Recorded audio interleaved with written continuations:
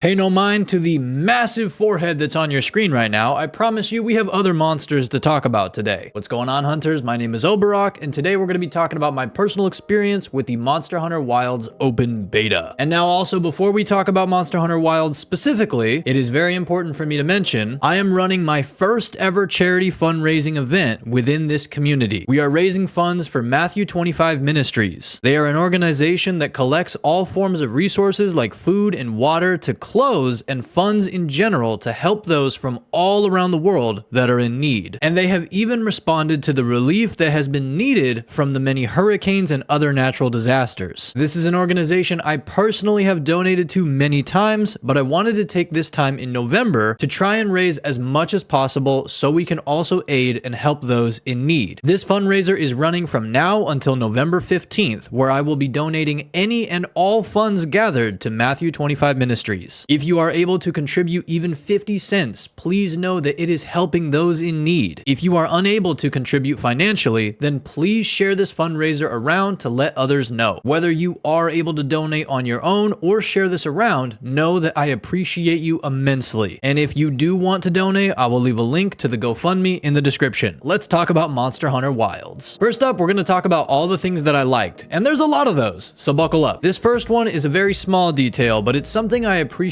so much, and that was the ability to see all the ingredients of the foods you cooked before your hunts in the cooking cinematic. It was so nice to see the mixture of steak and shrimp, honey, or lettuce, mushrooms, and chili flakes, and all of the other combinations you could do. It kind of just made even eating before a hunt feel a little bit more real. And now when it comes to the environment itself, I was pleasantly surprised with just how much of the Windward Plains we were able to explore. Now, although this is potentially only 1/3 or a quarter, maybe half of how big the Windward Plains will actually be upon release, we did still get to explore a ton, and I'm very thankful for that. And along with that, I am very happy with the crazy amount of resources that we were able to gather. And now I didn't find out about this until like the third day of the open beta because I just was not paying attention, but we were given a massive list of things that we could actually craft. I'm talking potions, mega potions, antidotes, herbal medicines, life powder, herbal powder. We were even able to make the different meats that we can leave out for the monsters to eat. But now, as happy as I am with all of this crafting, I will say that I was definitely pretty disappointed that we didn't even get the ability to craft a single weapon upgrade with Gemma the Smithy. We weren't even given the opportunity to see what a potential elemental tree would look like, or any upgrade for that matter. Now, as for the monsters, to get us started, we have the Chotacabra. It's a very fun starting monster. It's easy enough to fight, but it did definitely feel a little bit deadlier than the Great Jagras from World. On to the Doshaguma. I like the idea of fighting monsters in a pack or separating the small ones so you can just focus on the alpha. The alpha was definitely pretty strong and tanky, which felt like a nice challenge bump from the Chotacabra, and I will say he even snatched my ankles once or twice and a few party members with the upheaval move that he does. Right after Doshaguma, we went straight for the big boy Raidao. My buddy Karuta and I ended up joining some randoms that were probably anywhere between 75 and 80% done with the hunt already, but we still wanted to be able to dip our toes in and see what we were getting ourselves into. Raidao definitely has some pretty crazy attacks, like the one-shot rail cannon beam, and then all the flying wing strikes, and then literally doing backflips into a tail slam straight into your forehead. Yeah, this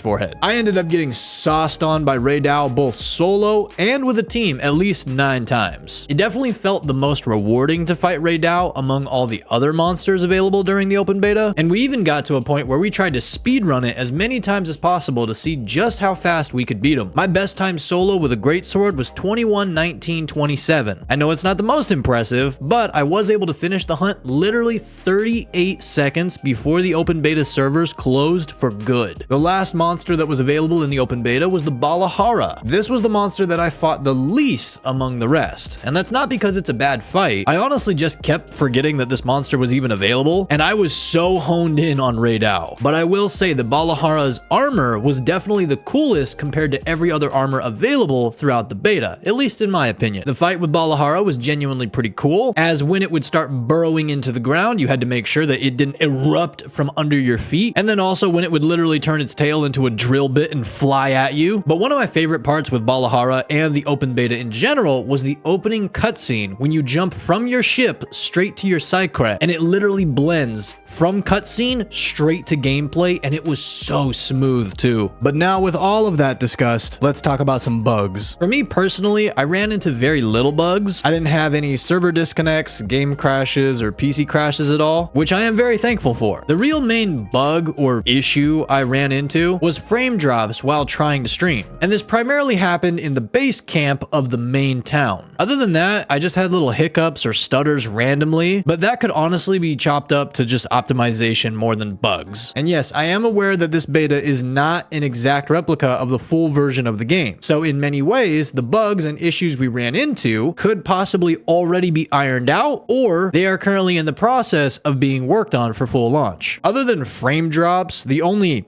bug, technically, that I noticed was a pretty noticeable server delay when it came to various attacks from the monsters. I'd be in perfectly clear range from the next attack, and all of a sudden, the game would stop for about a millisecond, and next thing I know, I just tanked that attack. And now I gotta call my sacred and chug a bunch of potions so I can heal the damage that I didn't even think I was gonna take. I did also notice this with monster movements in general, and although it was more funny than anything, sometimes it was really bad. For example, one time while fighting the Chotacabra, he stopped in the middle of the field where we were fighting him for a solid 5 to 6 seconds, and then he just teleported 50 feet away and directly behind my teammate like the hash-slinging slasher. I would say that this happened every 2 to maybe 5 hunts, and anywhere between 1 and 3 times in said hunt. But now with that stuff discussed, I want to talk about more things that I liked about the beta and the game in general. Most prominently, the Sacred. I'm a huge fan of a mount we are able to call in whenever we need it. Although I will say sometimes the whistle didn't work at first, and I'd have to press the keybind 2 or 3 times before my Sacred would come to pick me up. But again, that could have just been some open beta server situation. Now, I did find out about this super late because I wasn't paying attention, but I loved the fact that our Sacred had a pouch filled with potions and whatnot that would refill a certain amount throughout the fight. I'm also just a massive fan of how versatile the Sacred is, being able to walk around at an enjoyable pace so you're able to take in the scenery, or pick up to a full sprint, or even fly off of mountaintops when needed. Next up is an interactive environment. As a world player, I loved the ability to drop giant crystal structures on Ray Dao when it goes to the mountaintop, or being able to do this same thing down below in various areas while fighting all the other monsters. I also loved that you could do this with your grappling shot while on the back of your Sacred, which then also leads me to my next huge like of being able to use our grappling shot to grab herbs, set off flash flies, drop vine traps from trees. You could even snag mining materials in different spots. And I also really liked the addition of those little shock trap bugs, where if a monster walked into it, they would get shocked. There are just a ton of quality of life improvements I can see as a world player coming into Wilds, like finally being able to pick up and put away barrel bombs. We can also roll them towards monsters now. This also goes for deactivating pitfall and shock traps. It kind of feels like World was the blueprint and Wilds just takes it all to the next level. But of course, we can only see so much of that as of now. Hopefully full launch will expand upon this even more. As for dislikes, I personally don't like to name really any dislikes in the games that I'm playing because I just enjoy having fun with every game that I'm playing, and I can easily see past bugs, server issues, optimization. But now obviously if the bugs are game breaking, then yes, that's a different story. Now although this may not be a bug and more of an actual mechanic, I was not the biggest fan of having to chase the monster 5 different times because it would flee after you barely did any damage. Now yes, as a world player with 800 hours on PS4 and nearly 400 on Steam, I completely understand that monsters flee in these games. And sometimes it seems like a lot. You really just have to adapt to your environment and use the things around you to counteract it. But still, in Wilds, it felt like the monsters left so frequently, and it was just a non-stop chase to then do 39 damage and then repeat that same process. Maybe I just need to get better, but that was really the only thing I could think of that I didn't really like very much. And this may change as I play full launch and beyond, but I genuinely just have so many good things to say about Monster Hunter Wilds, and this open beta was a really good starting point. I had an absolute blast, and I'm so hyped for the opportunity to play more, whether that be extra betas or if they just go straight to launch. Now, if you made it to this part of the video, I appreciate you so much because your time is incredibly valuable. So the fact that you spent any of it listening to me talk about my experience with Wilds will keep me in forever thankfulness. And also, if you made it to this part of the video, comment